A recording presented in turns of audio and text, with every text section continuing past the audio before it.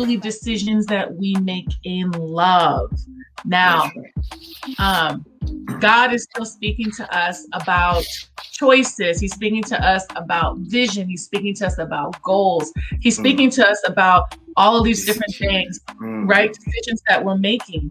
And so now we're, as we're continuing on, because God wants us to do well this year, we're going to talk about decisions that we make in love, right? Or decisions that we make in, are they in love? So first question is, the first question that we have for you all are, the decisions that you're making, are they out of fear, right? Any decision, right? So this is for anyone who's out there. Decisions that you're making, are they out of fear or are they out of love? Talk to us.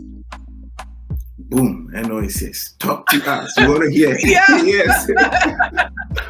Yes, that's a good way to begin. And, it's a good, especially what we have been talking about throughout, right from the beginning of this year. We've been talking about goals and decisions and how to, work with God in this year. And so I believe that talking about the daily decisions we make in love is very, very important, especially relating to the question that is it born out of fear. What I would say is that, first of all, the decisions we make shouldn't be born out of fear. It shouldn't be born out of fear. Why do I say so? Because number one, the primary way we can make those decisions to be very effective is when we understand the nature of God's love. I always want to talk about the nature of God's love, because that becomes the foundation for everything. If we understand the nature of God's love is not born out of fear. God didn't send Jesus Christ to die for us because he was scared, because he was afraid of something. He loved us because that is his nature. So that same nature, he has given us. So that stands to reason that our decisions shouldn't be out of fear. I'm going to say it depends on the decision, right?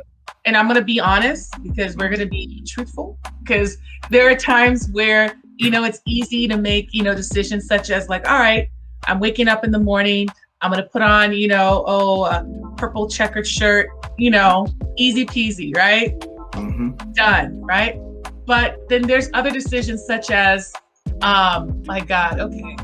So I just recently started a new job, okay? Just recently started a new job, and recent meaning like yesterday. And I had other job offers that were on the table. There was more than one, more than two, right? And narrowing down, what decision I'm going to make. And I remember, because this was just a couple days ago, I had to be able to sit down and be like, all right, which one am I going to choose? And there was a point where I was like, well, why not do both? You know what I mean?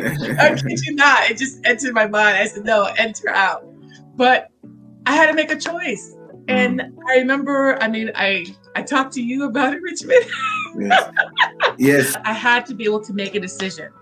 And the funny thing is, when you're being offered a lot of money on one end, the other end is still good money. And I'm just weighing out, like, which one. And then even looking at the incentives, looking at the pros and cons, looking at, is this remote or is this just commutable by the house? I'm looking at all of those different things. And I remember when this is just this weekend. This isn't a long time ago. This happened on Friday. And then yesterday they came back again, like, can you change your mind? And I'm like, no. I prayed to God and I asked him to help me, see past what I'm looking at now, because he can see, ahead. Is this something that I want to be able to do? Is this something that's going to, further my career? Is this something that is in line with his will, with his plan? I asked those different questions, And then I received peace, and I'm like, Eno, you already know what you need to do, okay? So let's go with the choice that you originally had made, and throw out all the carrots that were being dangled in front of you. Just throw it out.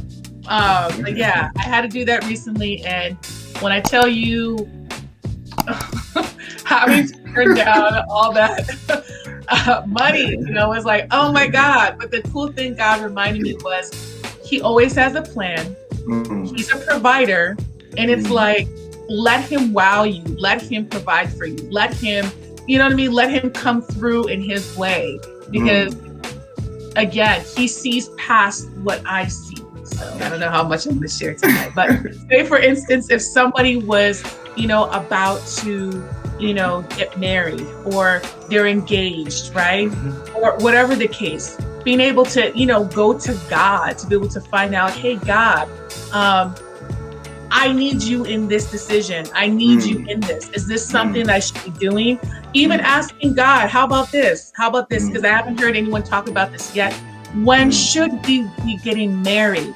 Should we be getting married, say, next year, at the end of the year, or next month?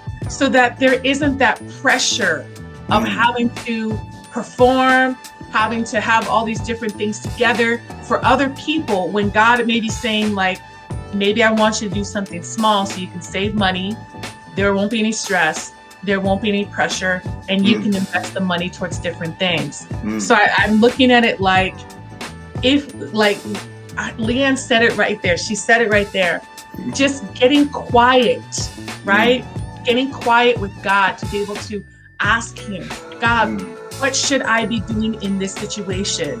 Not waiting just for the big ones when it's like, engagement ring on and you're looking at dates on a calendar. No, even before taking the step in the relationship. So it's always to be on the safer side. I wouldn't try to prove a point to people just to gain acceptance or something like that. Yes. And then also too, you don't want folks to try to talk you out of what God told you to do. Yeah. Like, I know, like, I can name an instance where God had asked me to start something, and I was really getting questioned. No, I didn't. God asked me to start something. I just started it. I just did it. And I was getting question. Are you sure God told you to do this? Are you sure he told you to do it now in this season? What is your calling? What is this? What is that? And I'm like, and so what I learned from that was, one, God showed me the power of be quiet. Literally, like, be quiet. You don't have to explain. You don't have to over explain. You don't have to put up any, the subliminal posts that people put up. You know what I mean? Like, they're explaining themselves in a post or reposting what someone else posted. You don't have to do any of that. Just do what I told you to do. And people will get it. They'll eventually get it. Trust me. They will get it. They'll get it. All right. If God said it, they'll get it also. Yes.